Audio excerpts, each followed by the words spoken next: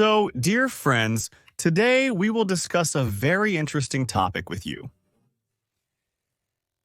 This is the difference in muscle length, how muscle shortening occurs, and how to remove this shortening. Because it seems clear that if the muscle is short, it needs to be stretched. However, this task is especially challenging. That is, the same principle applied, for example, to stretch a healthy muscle does not work to restore a sick muscle. Because if the muscle is shortened less than normal, it becomes very difficult to return it to its normal length. But if the muscle is more or less of normal length, then as a result of training, you can stretch it out, develop flexibility. But you still have to reach this norm first. And to do this, the exercises that are usually used for stretching muscles are not suitable. Why does this happen? For example, this is a very common picture with scoliosis. This is the lumbar spine and sacrum. These are the two lumbar muscles, right and left. There is a difference between them. So this will be our right side. This is the left side. And from this side, the lumbar muscle is larger in volume and it is longer. From this side, it is smaller in volume and it is shorter. It can be like this, or it can be that the muscle which is smaller in volume is longer. These are two different variants. These are two different stages of muscle damage. It can be at different stages. There are several stages in general when a muscle loses its tone. We have a healthy muscle. It has a certain volume and a certain length. If a muscle, for example, gets injured, trigger points appear, or vice versa. If the muscle is not used, or any other reason, just for which the muscle loses its ability to work normally, could be a sedentary lifestyle. That is, the volume of the muscle decreases. It remains the same length, but becomes slightly thinner. If this process continues, if this muscle starts to get injured, and this can easily happen because this muscle is sick. When its volume is insufficient, not one trigger point begins to appear in it, but there may be several of these trigger points. That is, the muscle begins. It needs to work. It needs to strain, to relax, right? That is, if the volume of the muscle was like this, then it could do its job well. But because there is not enough muscle volume, fewer muscle fibers, they are thinner, they work worse, it gets injured very easily. One injury happened. Another. These micro tears in the muscles, they become more and more and more and more. And after some time, connective tissue begins to develop inside this muscle. Fibrosis begins to develop in places of chronic injury, the stretching of the connective tissue. That is, this muscle, it becomes less elastic. That is, these fibrous strands can be inside the muscle itself. They can be between the muscles. They can be between the muscle fibers, between the neighboring muscles. That is, these two neighboring fasciae can also get injured, traumatized, and they start, so to speak, to stick to each other. And all this ultimately leads to the fact that muscles begin to decrease, not only in their cross-sectional volume, but also in length. Originally, its length was like this, and here its length becomes much less. That is, when a muscle weakens, it decreases not only in width, but also in length. This is the next stage, the third stage, and at the fourth stage, it can't do anything at all. It's no longer working at this stage. Here it is very difficult to restore it, practically impossible.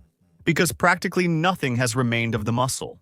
Here, even though it is working with its last strength, holding on, it does not let itself stretch, because it can only create efforts within these limits. If it stretches more, that immediately leads to even more injuries. But very often this condition can progress if you start to stretch this shortened muscle incorrectly. That is, if at this stage, when the muscle has become short and weak at the same time, you start simply passively stretching it, it's very easy to bring it to the state where it completely loses its tone and can no longer perform its function. So, we have a situation where the volume of the muscle has decreased and the length of the muscle has also decreased. So, this is the stage we are at right now.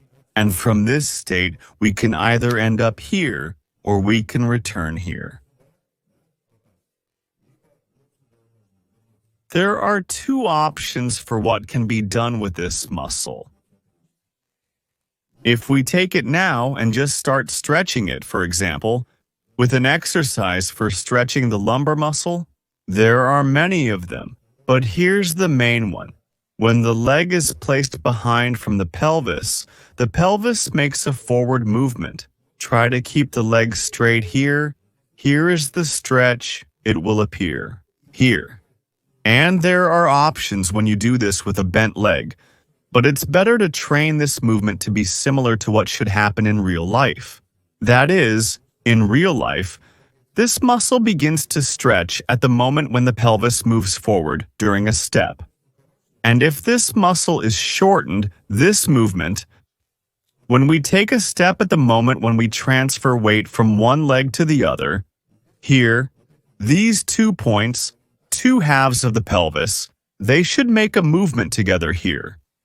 And with the shortening of the lumbar muscle, it turns out that at the moment when the weight shifts to the front leg, such a rotation occurs. That is, this half of the pelvis did not have time to come here. This happens precisely because of the shortening of the lumbar muscle. It does not allow its half of the pelvis to come here. And the exercise for its stretching should preferably imitate the movement that occurs in a step.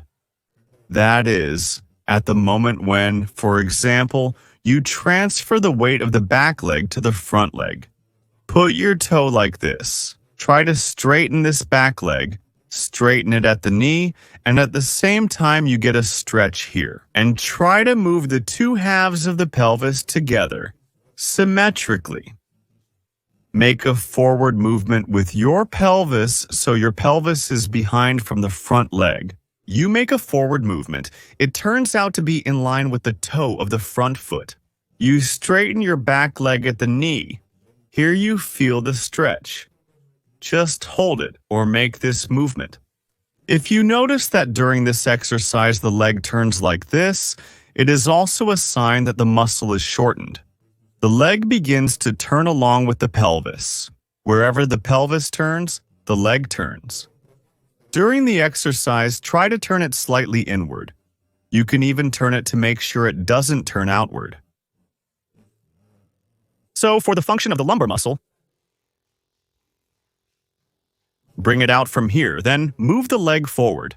But if this movement did not occur, that is, if your step ended, you transferred your weight, and it turned out that your pelvis is turned like this, then the lumbar muscle cannot perform its work normally. For it, you need to take a step. The pelvis was in this position, and from here it can already bring out your free leg. After this, it easily performed its work and strained after stretching. This is how you can stretch the lumbar muscle. You can use this method, which is better since it is more similar to the movement of a step in motion. The further you put this leg, the more stretching will be, and it's even better in motion. You have transferred the weight to the toe of the back leg. You have transferred to the front leg, the back leg on the toe. Here you are trying to fully straighten your leg at the knee. If the stretch feels solid, then If there is a very strong stretch, put your leg closer from this position. If the stretch is too weak, you can put it further. Your step length depends exactly on how well this muscle can work. So that was a stretching exercise. And now, at the same time with this, you need to start doing exercises to strengthen the muscle in this stretched state. That is, if you have a muscle of a certain length, and it is used to working only at this length, if you start to stretch it, if you still manage to make it longer, then when it stretches to this additional length, there is a high probability that it can get injured there. It can get a trauma. Therefore, at the same time as stretching, you need to start training the muscle in this position, in the extreme position in which you want it. Well, you get that.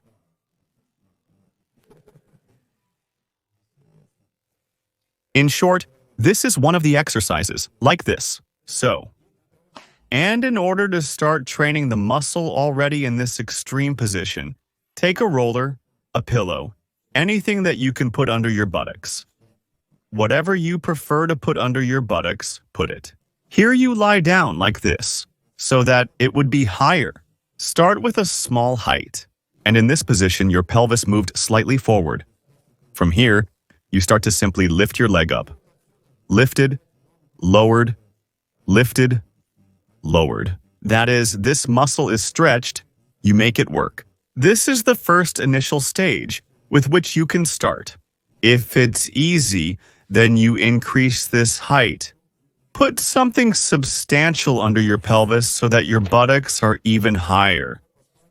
You put it under your buttocks, and from here, you start to lift and lower, lift and lower. If it's hard to lift, then start with your legs sliding on the floor without lifting them. One left first, then both legs. Then after some time, this muscle will become stronger. You can then lift it like this. This is what you do on the muscle that is short and weak for you.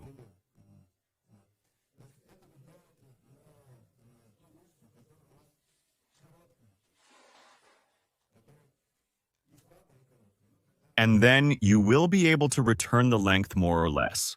The next step can give even more load. You take a roller, again a small one, you lie on it, and you put your pelvis under it. You lower your leg down to increase this angle even more.